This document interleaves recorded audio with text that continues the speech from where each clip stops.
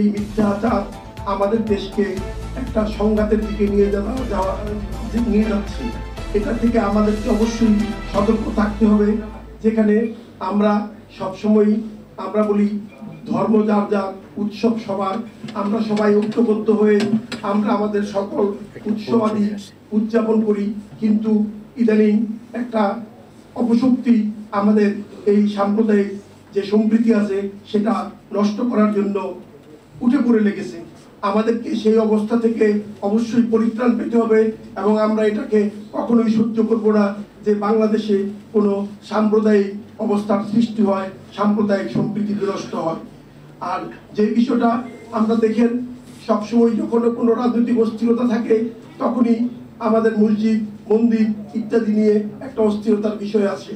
আমরা যেখানে সকল ধর্মের মানুষজন ঐক্যবদ্ধভাবে আমাদের সমস্ত সমস্যা সমাধান করি, সেখানে বহিঃশক্তি থেকে অপপ্রচারের মাধ্যমে আমাদের মধ্যে যে অস্থিরতা সৃষ্টির চেষ্টা করা হয়, যে ইন্ধন দেওয়া হয়, আমরা সেটার তীব্র নিন্দা জানাই।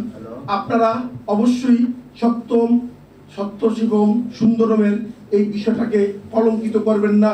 এবং আমরা মনে করি যে যেহেতু পার্শ্ববর্তী দেশে সনাতনপন্থীদের সংখ্যা বেশি, তারা এটা বেশি করে লালন করবেন এবং মনে প্রাণেও সেটাকে বিশ্বাস করবেন এবং বাংলাদেশে বিশেষ করে ভারতবর্ষে এটাকে সঠিকভাবে বাস্তবায়িত করবেন।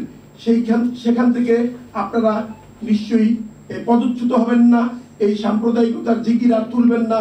আমরা সত্যম শিবম সুন্দরের আমরা সকলেই পূজারী, এতে কোনো সন্দেহ নাই।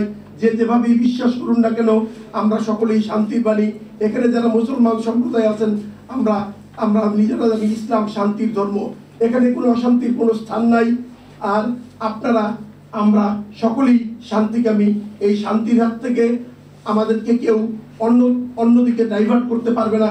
আমরা এই আশাবাদ ব্যক্ত করে এবং যারা অসত্যের পূজারীর দিকে নজর দিয়েছে তাদেরকে সপ্তম শিবম সুন্দরমের আদর্শে উজ্জীবিত হয়ে পরিপূর্ণভাবে শান্তিপূর্ণ বাংলাদেশ তথা সমগ্র ভারত উপমহাদেশে যেন আমরা শান্তির বাণী আরো ব্যাপকভাবে প্রচার করতে পারি এবং প্রসার করতে পারি, সেই আশাবাদ ব্যক্ত করে আমি আমার বক্তব্য শেষ করছি। সবাইকে ধন্যবাদ।